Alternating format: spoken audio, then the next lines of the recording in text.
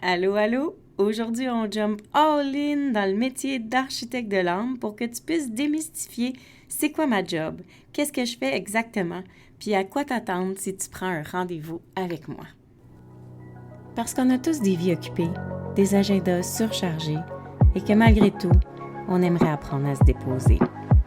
L'architecte de l'âme, c'est ta pause zen. Un endroit pour t'aérer le cerveau, arrêter de réfléchir et juste te laisser inspirer. Un endroit pour toi, pour apprendre à sortir du mode cruise control qu'on a adopté et recommencer à cultiver la joie. Ensemble, on va se les remettre les deux mains sur le volant. Bienvenue dans l'architecte de l'âme, bienvenue chez toi. La société a évolué, alors mon métier aussi a dû évoluer. Si on regarde les années 1900, il y avait beaucoup de tabous. Rencontrer un psychologue, c'était pas tellement quelque chose qu'on visait faire dans notre vie. Et si on en rencontrait un, on avait l'impression qu'on était vraiment malade, même fou. C'était presque mal vu à un certain moment. Mais on était dans une société tellement rapide, tellement en mouvement, en changement. Tout évoluait, tout changeait, tout se transformait. Il y a eu la découverte de la radio, des ondes radio. Il y a eu la création du métro, le métropolitain de Paris, qui venait remplacer le train de surface pour des trains souterrains. Il y a eu les premières voitures à 4 roues, tu sais, celles qu'on devait crinquer. La théorie de la relativité par Einstein, le fameux E égale mc2. Le premier vol d'avion des frères Wright, la machine à laver avec un moteur tel qu'on la connaît aujourd'hui. Même le soutien-gorge a été inventé en 1912, les cartes de crédit en 1915. Bref, tout ce qu'on connaît aujourd'hui a été inventé dans les années 1900. C'était d'une évidence et d'un naturel qu'on aurait à se questionner un jour ou l'autre sur tous nos paramètres, sur toutes nos références, sur la psychologie, puis se poser des questions sur comment on a envie d'avancer. C'est là que la médecine traditionnelle s'est faite re-questionner. C'est là qu'on a ouvert nos consciences, nos horizons, puis qu'on a commencé à regarder le corps dans sa globalité. La médecine traditionnelle, pendant qu'elle soigne un bobo là où il est, les soins alternatifs et holistiques ont commencé à prendre de l'ampleur parce qu'ils disaient que c'est pas parce que t'as mal au gros orteil que je dois nécessairement te traiter le gros orteil. Peut-être qu'il y a un blocage ailleurs dans ton corps, dans la circulation des fluides ou même dans la circulation de l'énergie. Peut-être que tu as un blocage mental, émotionnel, qui crée des contractions dans ton corps physique et que peut-être que si je crée un déblocage ailleurs, je vais être capable de favoriser la légèreté dans ton gros orteil. Et là, on a vu l'émergence de plein de sortes de médecines et de soins qui regardaient le corps dans sa globalité. Puis on a commencé à adoucir notre opinion de la psychologie pour s'ouvrir tranquillement à la possibilité qu'il y avait peut-être quelque chose de bon dans le fait d'aller parler. Et puis ça a donné naissance à plein d'autres sortes de médecines qui ont travaillé le corps dans sa globalité.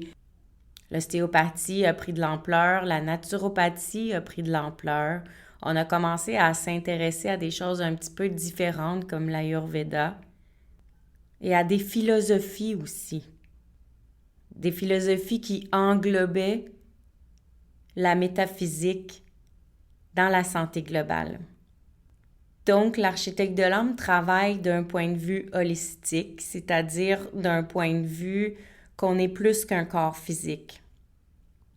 Un corps émotionnel, un corps mental et plusieurs corps subtils. Et quand tu arrives dans des philosophies comme la pleine conscience, souvent on va ajouter l'âme, le grand plan de vie de l'âme ou les nombreuses vies de l'âme. C'est sûr que si tu ne crois pas à la réincarnation, ça se peut qu'il y ait des propos de l'architecte de l'âme qui ne te conviennent pas. C'est sûr que si tu penses qu'on est né ici maintenant et que quand on va mourir, tout va être terminé, ben il y a peut-être des trucs qui vont pas te toucher. L'architecte de l'âme, c'est une philosophie qui croit en beaucoup plus que ce que nos yeux voient et en beaucoup plus de possibilités que ce qu'on peut imaginer. Alors quand tu viens dans mon cabinet, c'est un peu ce que j'essaye de faire. D'ouvrir les horizons pour voir si ça te parle, pour voir si ça te touche. Pour voir comment on peut amener un peu plus de légèreté dans ta façon de penser à toi. Parce que croire en quelque chose de plus grand, ça a toujours amené du bonheur. C'est pour ça que la religion était très très forte à une certaine époque ou même encore dans certains pays, parce qu'on croit qu'il y a quelqu'un qui guide nos pas, qui nous aide et qui punisse les moins bons, qui sanctionne ce qui est mauvais. Et donc, pour les croyants de cette religion-là, ben à ce moment-là, ça apporte du bonheur parce que ça apporte des balises, ça apporte une croyance. Mais dans une philosophie holistique comme la mienne, il n'y a pas de ça. Il n'y a pas de paramètres, il n'y a pas de bon, il n'y a pas de mauvais. Il y a juste des façons de voir, des façons d'agir, des choix à faire et de la conscience à mettre dans toutes nos réflexions, toutes nos décisions, tous nos choix. Dans la philosophie de l'architecte de l'âme, c'est un peu te partager comment moi je vis mon aventure sur la Terre, ce que moi je crois. Et moi j'ai envie de croire à l'impossible, au monde parallèle, à plusieurs Melcy Mélanie qui vivent en même temps dans des mondes parallèles et qui ont vécu avant ou après dans d'autres énergies, sur d'autres planètes, dans d'autres galaxies. Alors c'est sûr que quand on croit à l'infini des possibilités comme ça, on veut ouvrir nos horizons pour juste questionner tout ce qui existe, pour s'assurer que la vie qu'on a ici, là, que c'est une aventure le fun, qu'on est un grand explorateur de tout ce qui se passe sur la Terre. C'est comme si, comme prémisse de base, en te joignant à mon univers, tu t'autorisais à croire qu'il y a autre chose que le métro boulot dodo pour te donner accès à une aventure qui est beaucoup plus grande que cette vie-ci, beaucoup plus grande que tout ce qu'on peut imaginer. Comme si tu t'autorisais à croire que la vie, ça peut être léger, ça peut être le fun, que ça peut être magique, tout en restant conscient que même si la vie peut être le fun, on n'a jamais dit qu'elle serait facile. Alors moi, je viens juste reparamétrer un petit peu tous les concepts qu'on entend. Je viens réaligner tout ça pour que tu puisses te remémorer que c'est normal la dualité. Parce que c'est ça qu'on est venu apprendre ici sur la Terre. Comment avoir du fun dans la contraction? Comment traverser les chaos avec aisance? Puis ça, on fait ça de plusieurs façons quand tu viens me rencontrer, que ce soit en présentiel ou un rendez-vous en virtuel. Ça commence toujours de la même façon. Je prends le temps de te questionner sur tes antécédents comme un médecin. Parce que moi, j'ai besoin de me faire une idée, une image de où tu viens pour t'aider à dessiner vers où tu t'en vas. Parce que des fois, même si tu as un projet ou un objectif précis ou un chaos à traverser, tu penses que tu t'en vas dans une direction, tu veux en fait aller dans une direction, souvent de s'alléger si c'est une peine ou réussir si c'est un objectif concret, physique, sportif ou d'affaires. Et mais tu as un chemin toujours en tête. Et moi, mon rôle, c'est de t'amener là où tu veux aller, mais peut-être pas de prendre le chemin que tu pensais prendre. Parce que dans la vie, il y a plusieurs chemins pour se rendre au même endroit.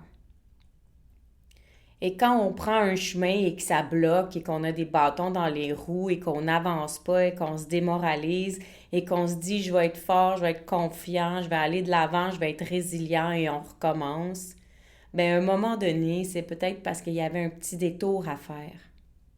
Puis en tant qu'humain, tu sais, on veut pas les faire, les détours, parce que ça prend plus de temps. Puis tu as tout à fait raison de dire, hey, moi, j'ai pas le temps de faire un détour parce que j'ai un but, j'ai un objectif. Mais dans le détour, souvent, il y a un voyage, il y a une leçon. Ça va peaufiner l'objectif, puis ça va surtout alléger le chemin. Puis avancer léger, c'est ça qui est le fun. Je sais pas si tu as déjà essayé de faire de la randonnée avec ta tente, ton sleeping, ton sac à dos, ton linge de 2 semaines, puis en plus tout le gear des enfants. Je te dis que tu vas être tout essoufflé quand tu vas être rendu en haut. Si tu reprends le même chemin, mais que cette fois-ci, tu décides de faire porter par quelqu'un d'autre tes trucs, qui va aller les porter en haut de la montagne, et que tu vas juste traverser, tout à coup, tu vas voir qu'il y a des arbres que tu n'avais pas remarqués, des rivières, des oiseaux, des animaux, qui n'ont pas pu attirer ton attention parce que tu étais trop occupé à te forcer, à grimper, à aller de l'avant avec tes œillères en voyant juste le bout de la montagne. Le rôle de l'architecte de l'âme, c'est de t'aider à enlever ces œillères-là et à voir comment tu peux alléger tout ce que tu traînes avec toi pour que ce soit un peu plus agréable. T'as vu, j'ai pas dit facile, agréable. Parce que la grande mission de l'architecte de l'âme, c'est t'aider à sourire, même dans la noirceur, même dans la tempête. Puis si tu dois faire un détour, ben c'est de t'aider à voir que ce détour-là, il est bon pour toi. Trouver les cadeaux qu'il y a dans le détour, trouver les leçons qu'il y a dans le détour, puis trouver la douceur que ça peut t'apporter pour se permettre de voir autrement, pour exécuter autrement. Toujours le parallèle avec la randonnée. Peut-être que de monter du point en bas jusqu'au sommet directement, c'est ardu. Puis peut-être qu'en prenant le temps de monter en rond, en faisant le tour de la montagne vers le sommet tranquillement, ah oui, ça va sûrement être plus long, mais ça va peut-être être plus doux, plus accessible.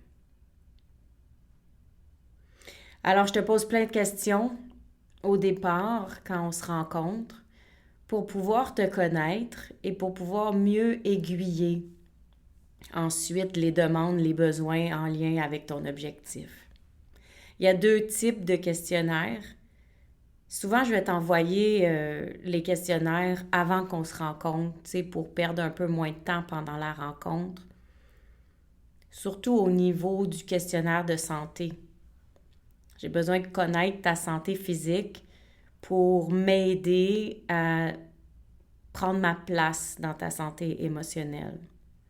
J'ai aussi besoin de connaître ta santé mentale parce que si tu es déjà suivi par des professionnels, psychiatres, psychologues, il y a des bonnes chances que je puisse pas te prendre. Alors, outre le questionnaire santé, comme je te disais tantôt, il va y avoir le questionnaire sur ta famille, comment tu as été élevé, tes perceptions par rapport à tes relations, à l'argent. On va parler aussi de religion, spiritualité, pour faire un peu le tour de comment tu as été éduqué, quelles sont les valeurs familiales, lesquelles tu as gardées, lesquelles tu as transformées, lesquelles te conviennent pas, lesquelles te font réagir. Comme si tu me donnais tour à tour des petits morceaux d'un casse-tête jusqu'à ce que je puisse me faire une belle image. Et c'est à partir de là qu'on va pouvoir se faire un plan ensemble. C'est à partir de ce casse-tête presque complété que je vais être capable de t'aider à créer les morceaux manquants. Tu sais, la définition d'un architecte, c'est quelqu'un qui est chargé par son client, qui devient un maître d'œuvre pour concevoir un projet. C'est exactement ça qu'on fait. On va de l'avant vers un objectif. Puis la beauté, c'est que peu importe la raison initiale pour laquelle tu es venu me rencontrer, tout ce qu'on va jaser ensemble, tout ce qu'on va peaufiner ensemble, puis tous les petits trucs que je vais te donner vont être bons pour toutes les autres sphères et les autres domaines de ta vie. Alors, si tu me poses la question, Melcy, tu fais quoi dans la vie? Je vais te répondre une belle phrase comme je facilite la circulation des énergies dans le corps pour un meilleur alignement interne entre le corps physique, émotionnel, mental et tous les corps subtils. Et là, tu vas me dire, OK, mais on fait ça comment? On décode tes croyances limitantes, puis on reprogramme celles qui sont non bénéfiques pour les faire devenir bénéfiques. OK, mais dans le concret, ça fait quoi ça? Comment on fait ça? Mais je te dirais que c'est pour ça que les rencontres sont là, pour qu'on puisse les découvrir ensemble, les croyances non bénéfiques. Puis on fait ça à travers des décodages, des questionnaires, des petits exercices qu'on fait ensemble qui, moi, vont me faire reconnaître ton système de valeurs bien-mal, puis je vais être capable de te questionner pour voir si tu as envie de refaçonner ces pensées-là. J'ai plusieurs techniques bien intéressantes qui jouent avec les énergies qu'on peut faire coucher sur une table de massage avec des points de pression sur le corps. Mais si on est à distance, on peut aussi faire des techniques un petit peu plus subtiles qui s'apparentent un peu à l'hypnose. OK, mais Melcy, ça me donne quoi de tout faire ça? C'est parce que dans un monde en dualité, on va souvent poser des actions qui ne nous procurent pas tout à fait de la joie. On va faire beaucoup de concessions, puis on laisse le plaisir de côté, on laisse les chaos gagner. Et au bout du compte, au bout de la journée, de la semaine, du mois, on vit beaucoup de culpabilité parce qu'on ne s'est pas toujours choisi, on ne s'est pas toujours placé en premier, puis on s'est oublié. Alors le but, c'est d'aller alléger cette espèce de lourdeur-là quand on ne choisit pas. Donc, moins de culpabilité, plus de conscience de soi, plus de facilité à lâcher prise sur les événements extérieurs, plus de rapidité aussi pour traverser les tempêtes. On vise la grande liberté, tu sais, celle qu'on ressent à l'intérieur. Être libre dans notre ventre, dans notre âme, peu importe les contraintes et les lois externes. Celle qui nous donne de la force, de la confiance, la liberté d'être. La liberté d'être qui on est vraiment, en tout temps. Reconnecter à notre nature profonde. Puis là, tu vas me dire, OK, mais si je me sens déjà joyeux et libre, alors pourquoi j'aurais besoin de redessiner ma vie? Bien, c'est peut-être pas tant que tu as besoin de redessiner ta vie au grand complet, mais t'aider à dessiner un petit chemin pour aller vers où tu veux aller. Peut-être repenser certains chemins que tu as déjà empruntés ou peut-être aligner simplement tes valeurs, tes idées pour t'assurer que tu es sur le bon chemin.